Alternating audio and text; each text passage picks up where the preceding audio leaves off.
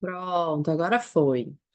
Então vamos fechar os olhos e dando uma respiração profunda, uma luz dourada que vai entrando e a gente vai sentindo a sola dos nossos pés.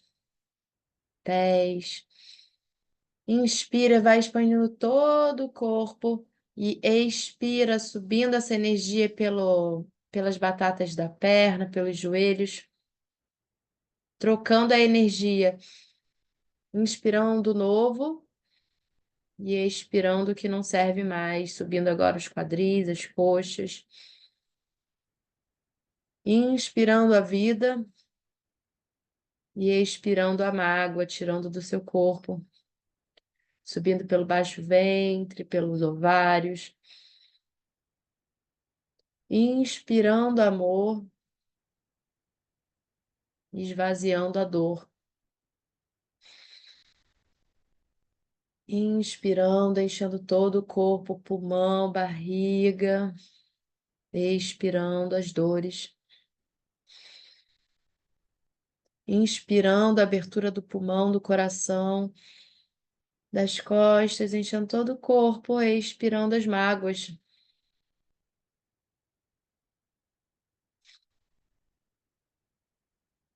Inspirando a vontade de viver, descendo essa energia pelos ombros e braços.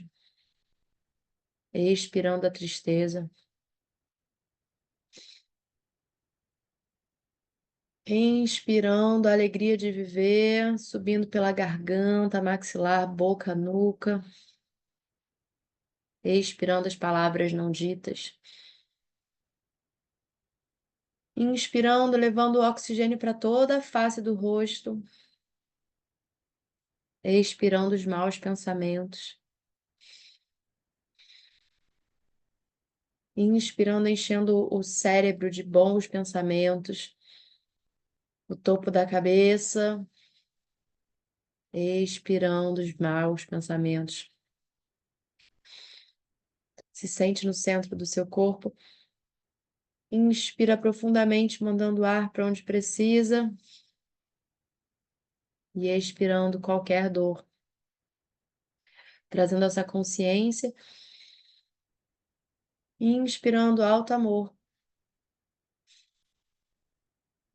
Expirando o que não serve mais.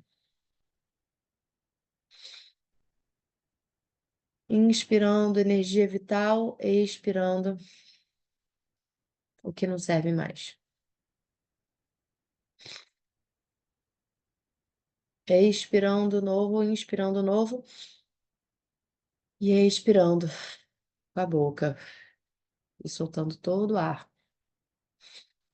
Pedindo licença aos nossos guias espirituais e mentores, a nossa egrégora, a nossa alegria de viver, a nossa força, nosso amor incondicional, convidando todas as partículas do nosso corpo estarem conectadas aqui hoje presente, conectando com a nossa mais profunda energia da nossa alma, ouvindo o nosso coração, pedindo licença aos nossos guias espirituais e mentores para falar sobre a jornada da heroína. Se coloca essa visão de você inspirando e expirando, como se seu corpo fosse um templo sagrado, e vai sentindo a sua pele, o maior órgão do nosso corpo, como se fosse esse templo, dando um pouquinho de tempo para o seu coração,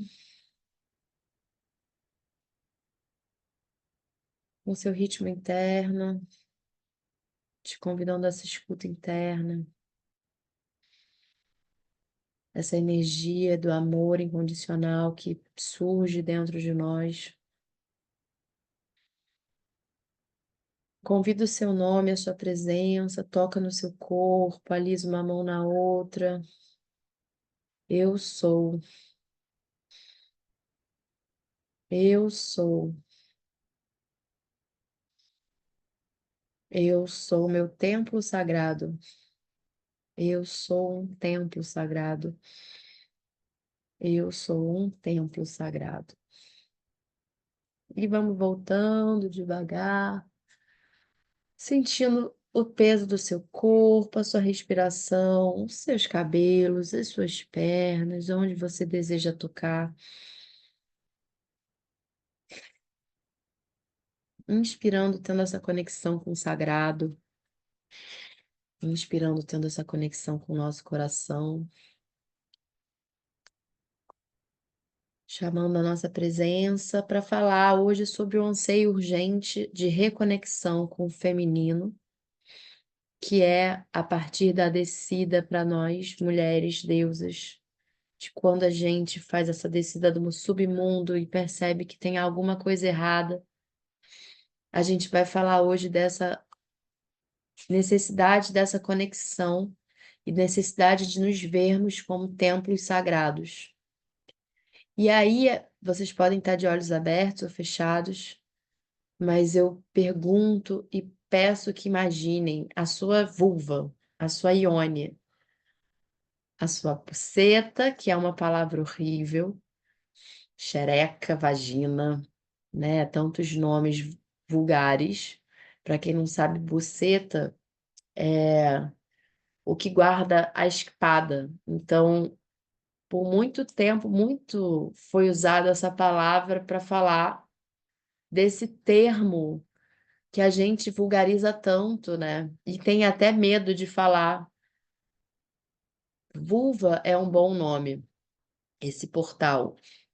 Então, olhar esse portal, trazendo essa conexão primeiro para a gente entrar nesse portal. Tem uma deusa que eu amo, que eu peço que pesquisem, que é Sheila Najig, depois eu vou mandar sobre ela. Que é o portal do nosso corpo. Antes não tinha distinção desse Nice, portal, tá dessa iônica. travando. Tá Tá, travando a internet. tá o quê? Tá parando? Tá parando. Que engraçado. Parou 2 vezes. Apareceu que sua internet estava vermelhinha. Tá. Qualquer coisa me fala? Uhum. Tá bom, que aqui tá. Agora tá ok, agora tá branquinho de novo. Tá. Obrigada, amor. Então, imaginar essa vulva, essa Ione, esse portal, que Sheila Najig foi essa deusa celta, que era uma deusa muito de todos os lares, e o portal da mulher como portal dos mistérios, e a gente poder se ver como templos. Então, parar de tabu desse templo, de se olhar, de sentir prazer, porque isso é tudo um tabu que diminui a gente. Então, começando para falar do primeiro capítulo 7, o bebê diminuta, que é um sonho que ela traz, e é muito importante, né? Nessa hora da gente estar no capítulo 7, está muito conectada com os nossos sonhos, porque eles vão trazendo coisas e é bom anotá-los, porque às vezes eles não fazem sentido, mas eles têm a ver. E aí, ela traz um sonho de um bebê que ela deixa no carrinho do lado de fora, no degrau, eu tiro o carrinho e o bebê tá faminto. Quando estou prestes a oferecer o peito, percebo que preciso trocar a fralda dela primeiro. E ela fala para o marido, digo a Bill, você tem de desenvolver um relacionamento com ela, fale com ela. E eu a troco, mas ela parece tão triste, tão pequena, que mal consegue chorar, apenas faz um barulhinho. Ela não é difícil, só é triste. Estou preocupada com a sobrevivência dela, porque nem lembrava que a tinha.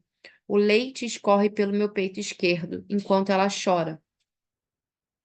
E aí ela vai refletir esse sonho e ela vê esse neném, que na verdade ele parece uma minhoquinha esbranquiçada, que parece a máscara, o Darth Vader sem a máscara no Retorno de Jedi, quando Luke Skywalker remove a máscara do pai e aquele pai desfigurado que era tão perverso, ele se torna um serzinho que precisa de amor, né? E aí ela fala, né, que o Luke Skywalker fica chocado ao ver a cabeça desse rei mal formada, que é um guerreiro servindo ao Estado que não desenvolveu a sua humanidade, e isso tem a ver com essa formação do rosto. E aí, quando ele tira a máscara, ele vê um menino triste querendo ser abraçado e acariciado. E ao vir que ele é amado como ele é. Então, e aí ela vai trazer esse sonho, né, para ela, como uma boa interpretação de sonho. Você pode estar sonhando com qualquer coisa, mas você tem que falar, o que que esse sonho faz sentido para mim? Quem é o Darth Vader para mim? Que esse bebê parece? E tudo que vai vindo faz parte do processo de interpretação de sonho que tem a ver com você. No caso dela, o bebê minhoca parecia o Darth Vader. E quem é o Darth Vader? Esse filme do pai, né? O que assustou ela. E aí, ao desmascarar o pai dentro de mim mesma, esse aspecto heróico, que é a máscara do Darth Vader assustadora, veja a minha profunda natureza feminina que anseia por ser reconhecida, que é carente de diálogo, que quer ser purificada, trocada e alimentada. Mas essa conexão é tão frágil que às vezes eu esqueço. E ela tem leite para nutrir, escorre o leite para nutrir esse bebê deformado. Só tenho que me lembrar de fazê-lo. Então, a segunda pergunta, assim, a segunda coisa que eu vou colocar aqui. Vocês têm se nutrido? Como anda a nutrição de vocês? A capacidade da mulher de dar, de doar o leite, essa nutrição. A gente, às vezes, precisa lembrar que a gente precisa se nutrir. Quando a mulher já realizou a descida e rompeu sua identidade com a figura espiritual do patriarcado, surge um desejo urgente de se reconectar com o feminino, seja com a deusa, com a mãe, com a garotinha interior. Inclusive, perguntar para vocês como andam a figura da garotinha interior de vocês. Porque essa figura da garotinha interior, às vezes, ela esconde a força da grande mãe. E ela sente o desejo de desenvolver aquelas partes dentro de si que foram para o subterrâneo na busca heróica. Então, as partes que elas tiveram que esconder para vestir a carapuça da jornada do herói. Então, quando a gente começa a enfrentar esse patriarcado dentro de nós, a gente vai ter que começar a, a fazer essa busca pelas partes que foram abandonadas para nutrir com esses seios fartos, que são os nossos próprios seios, né? E aí, como anda a relação do seu corpo, que pode ter sido renegado, das suas emoções, do seu espírito, da sua sabedoria criativa? Então, quantas vezes na nossa jornada heróica de não ouvirmos a nossa própria jornada da heroína, da nossa alma, a gente foi deixando, né, de ouvir o nosso corpo, de ouvir o nosso espírito, a nossa intuição, o nosso farejar, né, a nosso prazer, a gente disse não quando queria dizer sim, a gente disse sim quando queria dizer não, e ela vai falar que como anda essa nutrição, e depois ela vai falar de fazer essa descida e olhar essa vida embaixo da vida que a gente esconde lá no subsolo, lá no mundo subterrâneo de nós mesmas. E aí ela vai trazer, pode ser que a relação da mulher com as partes não desenvolvidas do seu pai lhe forneçam uma pista da sua verdadeira natureza feminina. Trazendo essa figura do Darth Vader.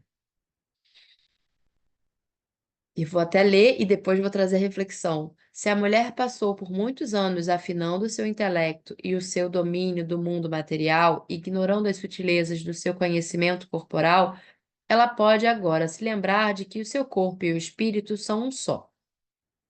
É, não, isso eu vou falar depois.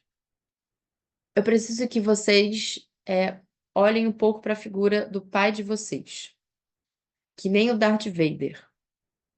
né? Quais foram as sombras do Darth Vader e as sombras dos nossos pais que refletem em nós? O Darth Vader, ele, ele não teve amor, ele foi um pai que foi uma criança excluída, ele foi roubado pelo Estado e foi treinado para matar, ele não tinha família. E aí, embaixo daquela máscara era uma criança desnutrida. Agora, olhar para o pai da gente dá pistas. Ah, meu pai me abandonou. Tem uma pista aí, você vai ter que trabalhar essa esse não abandono, o não se sentir abandonada, se nutrindo. Ah, meu pai não sabia se comunicar, não sabia expressar. Ele estava presente, mas ele não falava. Você vai ter que trabalhar a sua comunicação de você saber se expressar. A sombra da gente, às vezes, olhar para o lado oculto do nosso pai, nos ajuda a entender as nossas dificuldades nesse retorno da deusa, a minha não comunicação é a fala, é a expressão. O abandono é a emoção.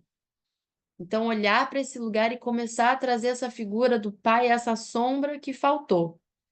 E aí, a gente vai precisar lembrar: corpo e espírito são um só.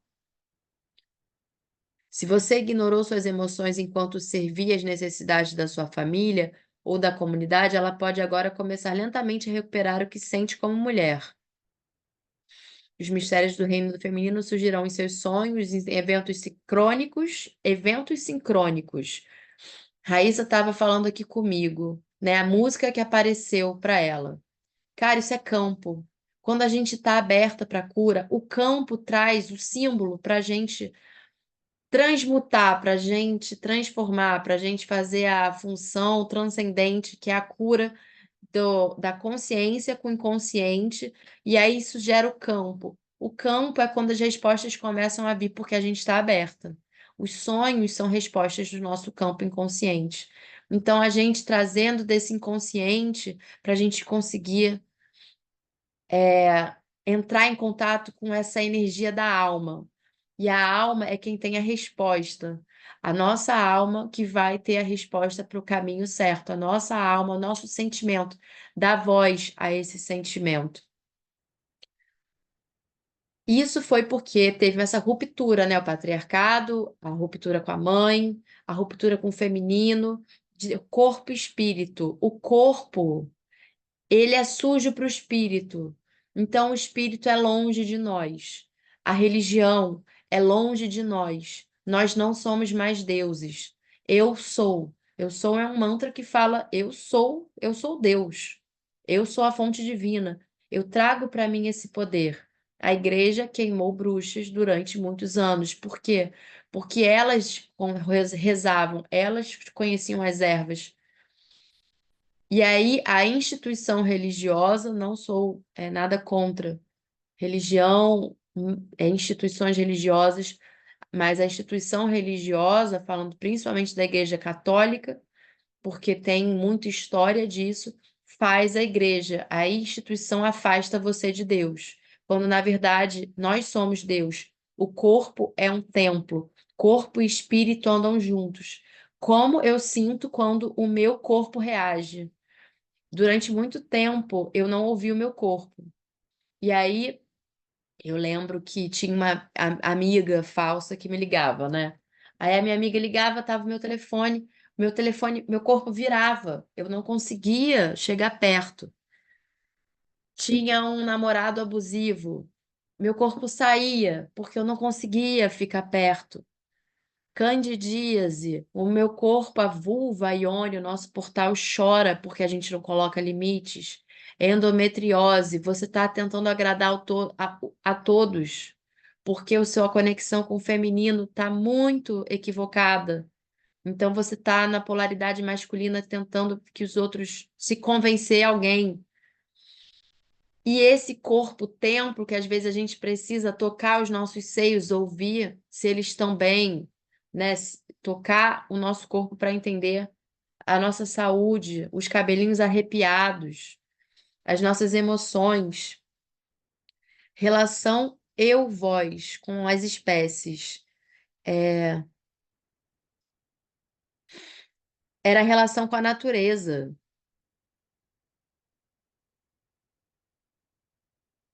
Porque a gente passou a adorar os deuses nas igrejas e catedrais e não nos bosques e nas montanhas. A gente saiu da natureza. A gente perdeu a relação eu-vós com a natureza. Esquecemos que éramos filhos interconectados com todas as espécies. Árvores, rochas, oceanos, quadrúpedes.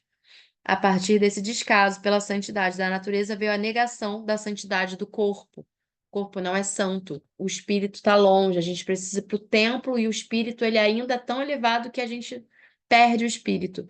E a outra coisa sobre o espírito, eu ouvi uma frase linda que,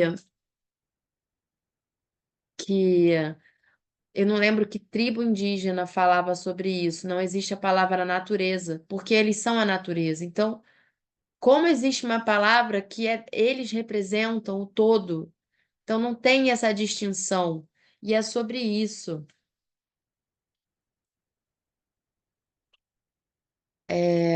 E aí ela vai trazer a metáfora e o arquétipo do feminino, porque o feminino e o sangue. O feminino e o sangue e a agricultura. A mulher era um templo, ela sangrava, ela engravidava, e ela representava para o coletivo a partir do seu corpo e as mudanças do seu corpo.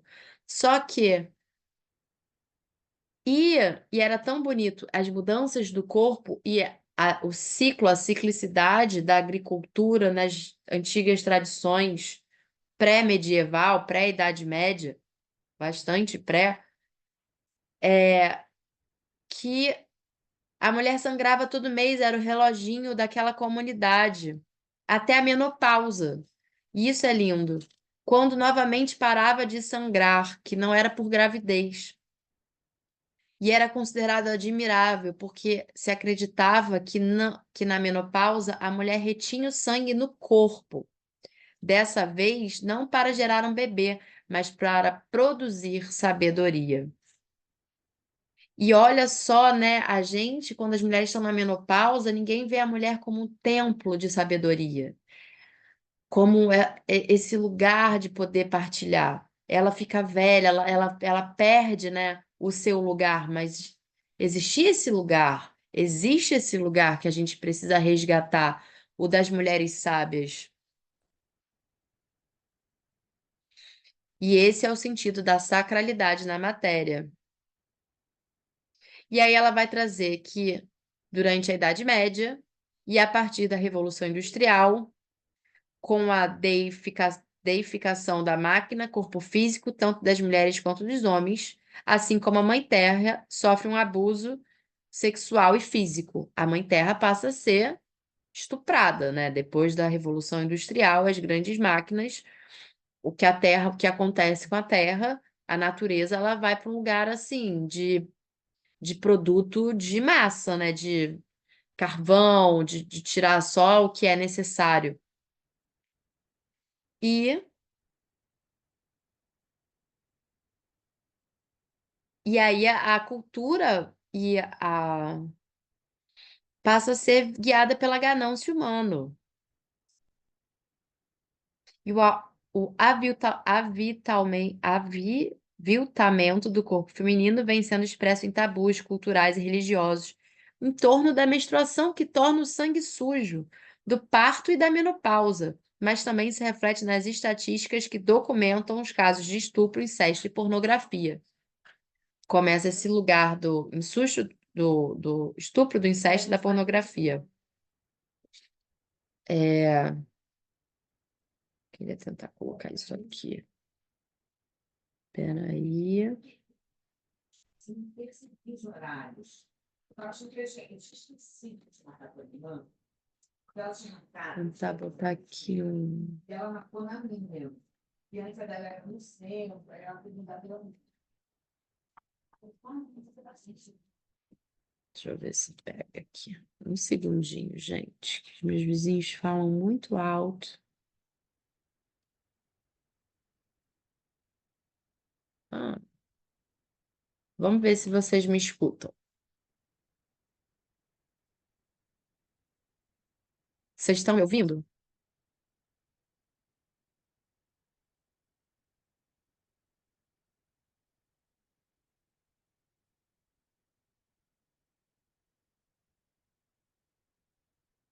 Alô, alô, alô? Estão ouvindo com... Então tá. Então vou continuar falando aqui assim. E aí, é engraçado que a partir da Revolução Industrial também começa essa coisa da pornografia, dessa cultura de massa do estupro, que leva para esse lugar que acaba com a sacralidade da sexualidade sagrada. A gente perde esse lugar da sacralidade envolvida quando a sociedade passa a adorar os deuses paternos. E aí a reverência e a fertilidade, outrora concedidas à mulher menstruada, foram legadas para o subterrâneo juntamente com a deusa. Na ausência da deusa, algumas mulheres esquecem a profunda sabedoria do corpo feminino, os mistérios da sexualidade feminina. As mulheres sabem com o seu corpo. Lembra se vocês têm uma velha, sabe, uma avó assim que fala, né? Tipo, meu bico do peito. É o corpo, é a memória do corpo, essa sabedoria do corpo físico. E aí a Jean Shinoda Bolin, eu não sei se vocês conhecem essa autora que é maravilhosa, inclusive ela é muito mestra de várias dessas pós-junguianas incríveis. Ela tem essa frase: quando sabemos algo em nosso corpo, assim como em nossa mente e no coração, então sabemos algo profundamente sobre nós mesmas. E é como se corpo, mente e coração fossem uma coisa só.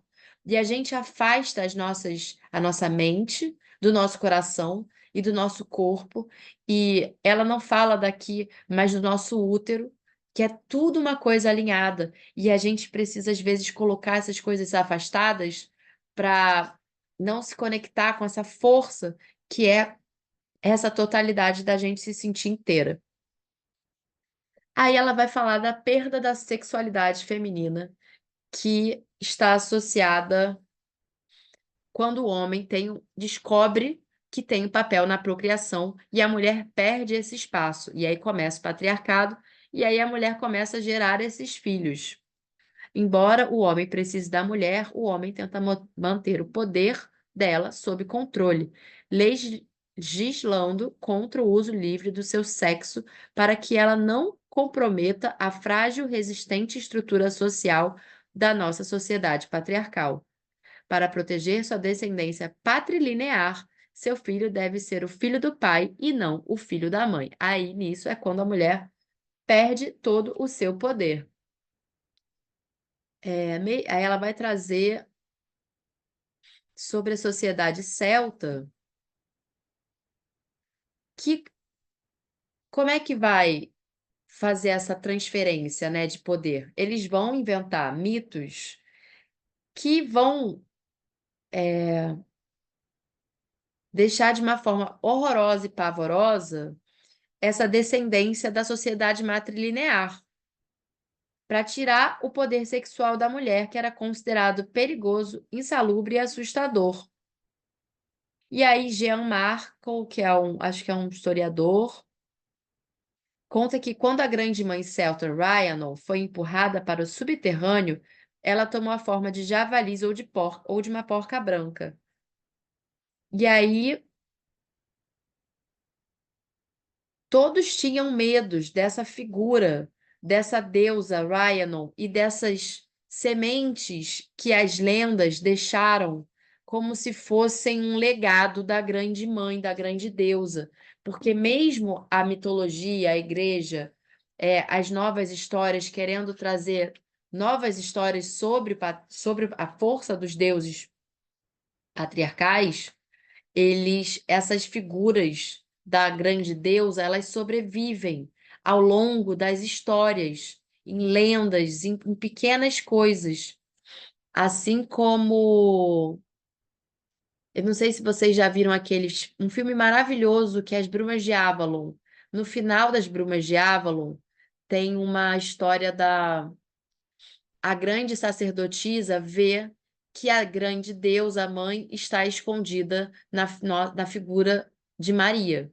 Então, assim, essa figura ela vai fugir, ela vai tomar outros lugares. Meninas, talvez caia daqui a 9 minutos, aí a gente entra de novo nesse link, tá bom? Ah, e aí essa página vai falar, aqui fala sobre a Sheila Najig, que é essa deusa que eu falei, que é um símbolo celta do aspecto materno e devorador da deusa. Era esculpida na pedra de templos e castelos por toda a Irlanda e na Grã-Bretanha. Ela apresentava enormes órgãos genitais separados com ambas as mãos e pernas dobradas, oferecendo uma fantasia da liberdade sexual ilimitada e, ao mesmo tempo, um divertido lembrete das nossas origens. Ela expressava a visão íntima e impressionante do mistério do nascimento e simbolizava o momento em que as placentas ensanguentadas são cortadas e uma nova vida é liberada. Na maioria das efígies desse tipo que ainda restam, os genitais foram raspados da pedra, de modo que a imagem original é irreconhecível. E aí, com tanta destruição ativa dos símbolos da fertilidade do feminino ao longo da história, não é de se imaginar que as mulheres sintam vergonhas de seus órgãos genitais e desenvolvam desconfortos sexuais, como condiloma, displasia e herpes. Elas escondem esse segredo de familiares e amigos por medo de serem consideradas sujas. Comparam a flor da sua sexualidade com outras e julgam que seus lábios e sua vagina deixam a desejar. Nada está certo no corpo delas. As adolescentes criticam o tamanho dos próprios quadris e seios em vez de celebrar a sua capacidade de dar à luz e amamentar. Elas lhe fazem comentários depreciativos sobre a menstruação, porque nunca foram ditos que o período em que estão na lua, como os nativos americanos se referem à menstruação. É um tipo de purificação de sonhos, insights, intuição, um momento de enorme poder a ser recuperado e respeitado. Vocês já ouviram esse termo estar na Lua?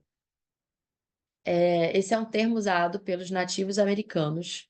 E isso tem a ver com a mulher, o feminino da mulher é lunar, porque a mulher e o útero é totalmente conectado às 4 fases da Lua. Então, a Lua crescente, a Lua cheia, a Lua minguante e a Lua nova. A Lua crescente é o arquétipo da deusa guerreira, da caçadora, que poderia ser Artemis ou Diana caçadora, que é o aspecto jovem, que é quando a gente tem muita energia. A Lua minguante representa o arquétipo da fertilidade, de quando a mulher está na sua fase de mais acolhimento, é o arquétipo da mãe. A Deméter pode ser, porque é o arquétipo de quando a gente consegue fecundar e a gente consegue doar e botar mais minúcia nos detalhes. A lua, a lua minguante é o arquétipo da feiticeira, que é quando a gente começa a expurgar e vira aqueles insights e a gente começa a querer tirar de nós o que não serve mais, então vem a TPM. E aí e a sexualidade fica livre e fica muito visceral, também o arquétipo de Lilith, e o arquétipo da bruxa anciã, que é a lua nova, que é quando, principalmente quando a lua não tem lua no céu, é o oculto, é a sabedoria mais profunda, guardada.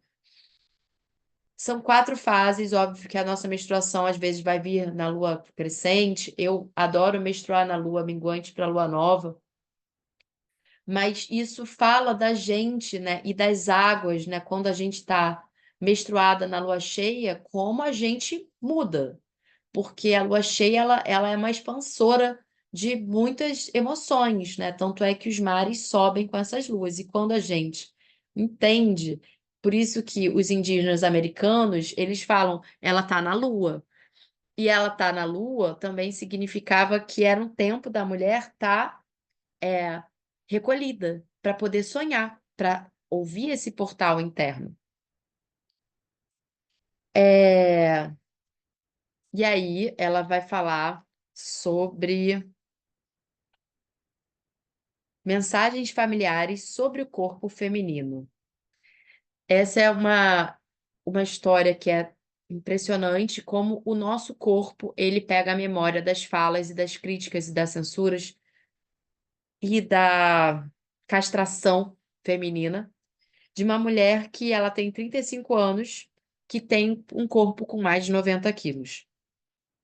E ela não se identifica com a forma de maneira nenhuma feminina. Ela sabe como é ser mãe, ela gosta de acolher crianças, mas não me identifico como uma mulher sexual. E aí ela conta que quando ela tinha 13 anos, os pais falavam e a advertiam sempre e deviam ser de uma forma cruel, como a maior parte dos pais às vezes falam umas coisas para colocar medo, para ela não voltasse para casa grávida.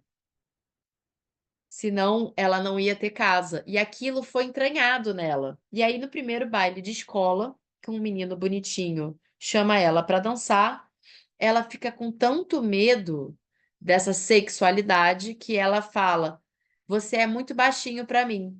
Mas depois disso, ela começou a comer e começou esse processo de engordar, porque antes ela era normal. E aí, isso é para falar da nossa dificuldade de viver dentro de um corpo feminino. E por isso, muitas mulheres vão trabalhar os excessos, o excesso de exercício, que às vezes, né, é o padrão da mulher que quer ser igual ao pai, então é a força masculina, é você ser cruel com seu corpo, o excesso de álcool, o excesso de droga, o excesso de trabalho, o excesso de exercícios físicos, tudo para trazer esse desconforto por ser mulher. A filha se identificou com o papel masculino para agradar o pai. Ela enfatiza o desenvolvimento da sua mente e do seu intelecto e rejeita o seu corpo feminino. Ela não consegue mais ouvir os seus desejos e necessidades. O corpo é inteligente, mas sabe quando tem fome e sede, quando precisa descansar ou se exercitar, quando quer sexo ou não, quando está fora de equilíbrio. Entretanto, muitos de nós fomos treinados para ignorar e anular as mensagens enviadas pelo nosso próprio corpo.